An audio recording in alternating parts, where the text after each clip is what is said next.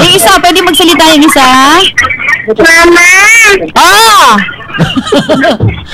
Di ako, Moses. Anong pangalan mo? Erika po. Okay. Babantayin niyo si Papa, ha? Para maging faithful kay Mama. Mama, saan ka? Nasa Singapore, Iha. Lagi kayong mag-iingat, ha? Pagsalita din natin yun. Lagi kayong mag-iingat dyan, ha? Opo. Opo. Opo na. Okay, Opo. Mang Flomar, salamat po, no? Mag-alas 10 na gising pa mga bata. Sige po, sir, ano po yung mensahe niyo? Sabihin niya, bigyan ko kayo ng 1 minuto. Yun na lang, basta yun na lang yung tayo, ano na, ma'am. Ulitin mo, yung Nahihiya ka. Sige po, maraming salamat, sir, ha? Opo, thank you. Okay. Yan po si Mang Flomar at yung dalawa niyang anak at binati niya si Janice Marcos. Ka-Facebook ko yan. Sa lahat ng gusto magpabati sa kanilang pamilya, sabihin niyo lang po o nga po pala, may bago akong Facebook account. Yung dati pong na-hack. Sabi nila, pag na-hack ang Facebook mo, made ka na. Ibig sabihin, ito, nag-text kasi si, alang pangalan, 659-420-8753. Miss Lou, isa po akong listener and member ng Hello Asia at friend din nyo sa FB. May nagpo-post kasi doon and we know hindi kayo yon. Someone said na na-hack ang account niyo and they're using it to destroy your image. Be strong, God bless. Yeah. Ay nako, sabi nga nila kapag na-hack ang Facebook account mo, ibig sabihin, kalinya mo na yung mga celebrities, di ba? Bonggang-bongga yan. At dumadami na nagsisympathize sa'yo, Tita Lou. Ayan, marami po sila ulo marami nagmamahal sa'yo. Oo nga, kung ano-anong ginagawa. Kasi yung mga walang magawa, ano? At, ano po bang website sa internet? Makikita yung mga list ng TESDA accredited training centers at makakuha din kami ng other info about sa training ng TESDA. Sir, ano daw po ang website? Yung website natin ay www.tesda.gov.ph. Pwede rin po kayong mag-Facebook. Yung aming pong secretary ay may Facebook account, Secretary Joel Villanueva. Yung aking opisina po, hindi ko na po linagay yung pangalan, pero yung opisina may Facebook. TESDA.oddg.fo, standing for Office of Deputy Director General Field Operations. Yan. Okay, meron na lang tayo 7 minutes. Kahapon nakapag-news ako sa bahay, ano, at ang pinaka-latest ngayon dito sa probinsya sa Tuburan, Cebu City, meron pong typhoid fever outbreak. Kung kayo taga Cebu City, sabihin niyo yung mga anak ninyo na mag-ingat, baka, kasi nga may outbreak na doon, 24 na yung nasa hospital, 16 positive, at ang dahilan niya yung maruming tubig. Kaya wag na, meron ng mga purifier machine at kung wala pong purifier, pakuluan na natin 1 minuto ang mga tubig natin para mamatay talaga mga bacteria. At reminder lang namin sa mga magulang na nandyan sa Singapore, baka napapabayaan ninyo yung anak ninyo kasi tumataas ngayon ang rape cases sa Pilipinas. Yes. Last year, 5,000. Ito yung naulat pero hindi pa kasama yung mga hindi nare-report. Ngayong February, meron tayong 17 cases. Kaya February lang po yan, February lang. At ito yung nare-report pa. Pero yung mga, alam mo na, pag rape, hindi lahat na i-report. Nahihiya. So, sabihan niyo yung mga anak nyo na wag lumabas, makipag-eyeball kung kani-kaninong nami-meet nila sa social networking sites. Actually, Tita Lou, dapat importante yun na hindi sila nakikipagkita, lalo na pag sa Facebook lang naman yan nami-meet. Wag niyo lahat ilagay ang inyong mga information sa Facebook. At ang hazing, kahit na may anti-hazing law, wala pong kwenta yan dito. Hindi sinusunod. Ibig sabihin, kahit na may anti-hazing law, marami pa rin nung nagiging biktima kagaya. Kanina, inilibing na po sa Isabela yung biktima ng hazing. Sa Antipolo pa yun, dinala. Malapit sa amin sa Onciano Hospital. Yan. At sa Showbiz News, nako, ito pa, medyo bitin kagabi, Kuya Mat, si Dr. Vicky Bello, pinag-party na yung mga wedding dresses niya kasi parang wala na silang balikan ng kanyang boyfriend na si Hayden Ko at si Bibi Gandang Hari. Sabi ko nga, 1 milyon ang sinisingil kay Carmina Villarreal o sa isang network para lang siya ma-interview. Kasi talagang magre-rate ang kanyang show kapag yan na-interview niya ang kanyang dating relasyon. Exciting yan. Kung kayo may katanungan sa mga balita, mag-text lang kayo 0926617862. 0926617882. Yan. Yeah. At ang ating website, www.gabay ng ofwinternational.com. Lahat po ng aming broadcast sa kabilang stasyon at dito sa DZXL na sa ating archive broadcast. I-click nyo lang ang yung date kung anong gusto nyong At ano yung mapanood. mga topic nandun At, din. siyempre, pasalamatan ko si Eugene Izon. Nakasama ang kanyang Izon, pamilya ngayon. Oo, na siyang may kagagawan dyan. Kasama niya ang kanyang misis, magandang misis na si Christine Izon at ang kanyang anak na si... ano ang anak niya? Pangalan ng anak mo? Shamira? Shakira? Shamira. Okay. So, sa lahat po ng gustong makipag-ugnayan sa amin, magpunta lang kayo sa ating website. Okay? Okay. Anong oras na? 4 minutes bago mag-alas 10 ng gabi, mga pagbati. Okay, mga pagbati.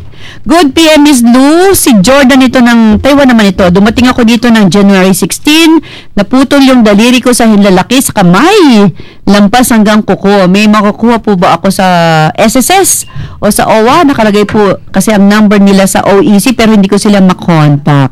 Okay, puntahan nyo lang ang kanilang website, www.philhealth.gov.ph or www.owa.gov.ph. Basta government agency may .gov.ph. Yan. At Miss Lou, lagi ko pong binabasa ang column nyo sa Taiwan. Oo, pero di na ako nakakapagsulat sa Singapore. Ewan ko ba, Kuya Matt? Di ba? Wala na yata tayong magazine doon. Okay, sir, meron po ba kayong gustong idagdag sa mga nakikinig sa atin sa Singapore? Kanina live kayo sa Hong Kong. Ano po ang dapat nilang puntahan doon sa website? Kasi pag kinlik mo yun, talagang dami-dami. Ano po yung makakatulong sa kanila? Kasi may mga kababayan tayo sa Singapore na gusto nilang matuto mismo yung pamilya. Since libre po ito, go ahead po, sir. Alam mo, nagpunta ako sa Singapore a few months ago at napunta ako sa isang training center doon na nagtuturo ng karagdagang kaalaman sa ating mga kababayan. At ang nakakatuwa doon, hindi po siya Pilipino, Singaporean po siya. Nung nakausap ko yung ating mga kababayan doon, dahil linggo lang po sila nagkikita dahil yun ang day off nila, akin pong kinumbinsi sila at yun ang aking uulitin ngayon. Huwag na po tayo masyadong mag-iisip ng mga baccalaureate degrees o yung 4-year degree courses. Dahil hindi ko naman sinasabing huwag na kayong magkolehiyo. Ang sinasabi ko lang, sa hirap ng buhay kadalasan, iniisip natin yung 4-year degree courses ang magiging pantawid natin sa kinabukasan. Meron po kayong choice, ika ng aming namumuno, sa TESDA may choice ka. At yan ay kanilang niyakap yan. Karamihan na nakausap ko doon, sabi nila, sige ho, sabihin ko sa akin mga anak, subukan na nila yung TESDA courses. Pag sila'y nakatapos noon at nakatrabaho na sila, pwede pa naman sila mag-aral and send themselves to school and help their families. Kaya sa mga gagraduate ngayon Marso na mga high school students, pag-isipan nyo po sa TESDA, may choice ka. Yan. Okay, yan po si Attorney Ted Pascua, Deputy Director General for Field Operations ng TESDA. Pwede silang tawagan sa 888-5753 or sa inyong binibigyan nyo ba yung landline nyo? Ay, cellphone? Cellphone, no? Yes. Yung cellphone is 0908-891-4516. Yan. 0908-891-4516. Yeah, marami kayong mga... Maraming salamat sa inyong pagsubaybay dito pa rin sa gabay ng OFW International sa ating sabayang broadcast sa K102.3 FM. Ito pa rin si Tita Lumidina. At ito po si Jonas Rivera. Sir, magpaalam na po tayo. Magandang gabi po sa inyo lahat. Salamat Lou at salamat Jonas. Okay, text nyo lang kayo 0926-617-8082. Bye, Singapore! Bye! Samantala, maraming salamat sa ating sponsor, ang Paramount Life and General Insurance. Attention mga OFW, samantalahin ang online shopping service ng MC Home Depot. Surpresahin si Mrs. sa Pilipinas. Visit www.mchomedepot.com, the ultimate hardware store. Ipadala na pili ninyong kagamitan para sa inyong bagong bahay. Online shoppers can conveniently shop online 24/7, 365 days. Serbisyo para sa mga OFWs, www.mchomedepot.com. MC Home Depot, the ultimate hardware store. Yan. Mabuhay ang mga bagong bayani. Actually, meron sila mga OFW news doon, hindi lang basta tungkol sa produkto nila. Meron talaga silang mga serbisyo para sa mga OFW. Yan, bisitahin po natin mga kababayan nating OFWs para pag gusto nilang magpatayo ng bahay, magbumili ng mga furnitures, ano mang kailangan nila. At bago tayo magpaalam, maging sigurista, protektahan ang sarili at ang pamilya. Marami nang nabaon sa utang dahil sa pagkakasakit. Ang patong-patong na gasto sa gamot, ospital at doktor, pati na pang-araw-araw na gastusin ay mahirap tustusan. Mari itong paghandaan sa tulong ng Premium Healthcare Plus ng Paramount Life and General Insurance Corporation. Tumawag lamang sa 772-9264 or mag-text sa 0905-243-6166. Maraming salamat sa ating mga sponsors, ang Paramount Life and General Insurance. Madaling kausap. Yeah, paalam na tayo, nawawala na naman ito. Wala lang yung commercial ko. Ayan. Maraming salamat. At syempre kay Eugene Izon at sa kanyang magandang misis na si Christine Izon at si Shamira. Maraming salamat po, sir, sa inyong oras at magandang gabi.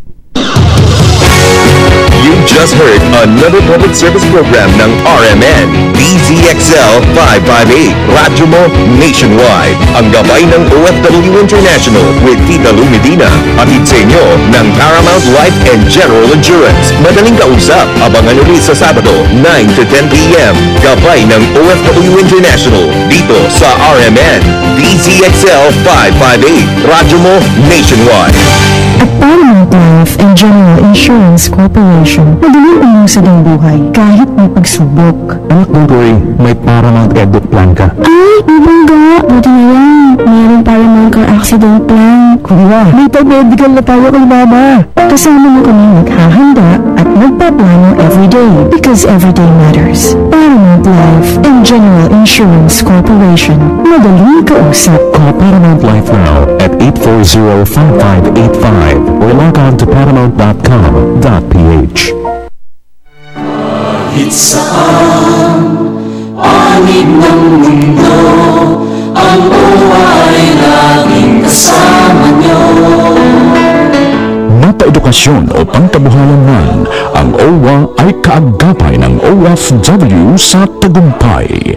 Makipag-ugnayan sa Overseas Workers Welfare Administration, OWA Hotline 833-6992 o mag-text sa 0917-898-6992.